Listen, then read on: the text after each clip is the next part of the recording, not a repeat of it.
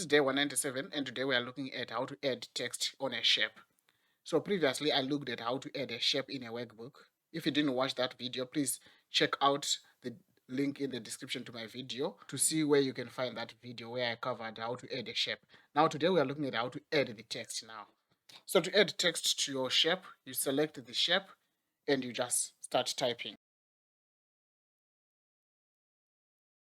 Then to change the font size, you can just select the shape. You don't have to select the text. You can select the shape and you can just go to home and increase the font size.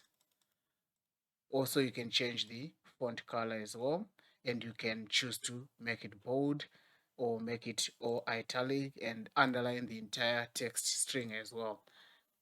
Or you can also choose to just bold particular text. So for example, if I just want to make or to change the color of the word shapes, then I can just go double click it only this word and just change the color of that word.